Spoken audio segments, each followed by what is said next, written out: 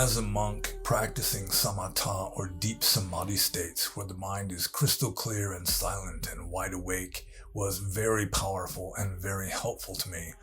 But as a layperson surrounded by distractions, having lots of responsibilities, you just may not be able to manage that sort of thing. Consequently, one of the best things a layperson living in the world can do, one of the best spiritual practices, is the cultivation of mindfulness. Mindfulness being in the present moment, observing yourself as though you are observing somebody else, observing your thoughts, your speech, and your actions, so that you are not just an automaton, that you're not just on automatic pilot acting out your habits and your conditioning. Another powerful practice is the cultivation of a certain amount of austerity, which means not necessarily sleeping on beds of nails, but being okay with being uncomfortable. If you can be okay when you're uncomfortable, you can be okay at other times also. If you can be happy when your stomach is empty, or you're cold, or you're hot, or you have no money, or you're alone in the world, if you can be happy under those circumstances, then you can be happy under just about any circumstances. And a spiritual life is really a matter of cultivating happiness.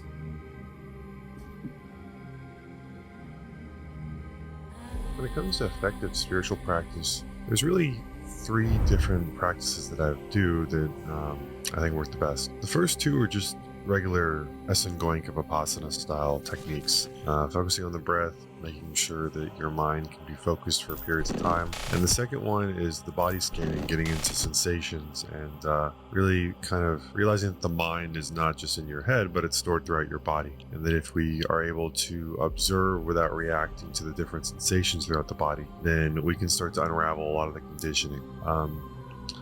But the third one really is kind of the game changer for me that really started taking things to the next level. I realized that through a lot of working with sensations, you can start to become attached to them and start craving certain sensations. Well, not craving the sensations, but what can happen is you start becoming so focused on sensations that transcendence of your mind and your body become more difficult. And that's when I start getting more into Advaita Vedanta and really this practice of realizing that with everything that I'm focused on, there's still a level of identification with it as myself. And I started focusing on just purely the identification and starting to work on dissolving that, whether it be identification even with subtler realms of consciousness and my ideas of consciousness, or certain thoughts or beliefs or patterns. And working on that last part has really been what's made the biggest impact lately.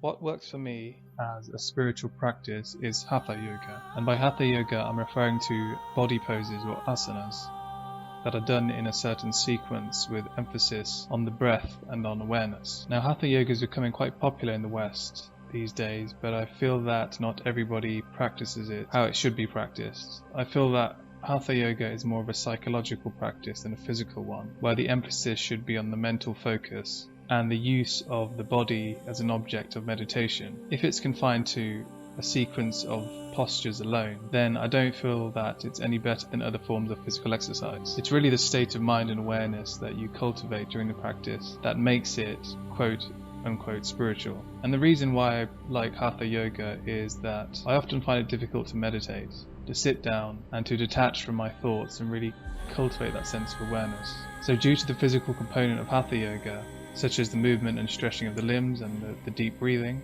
you have that extra stimulus to help you achieve a state of relaxation. And that really does influence the biochemistry and help you shift into a meditative state rather quickly if you are practicing correctly. And at the end of a Hatha Yoga session, you can have a purposeful period of seated meditation or shavasana to really sink deep into yourself.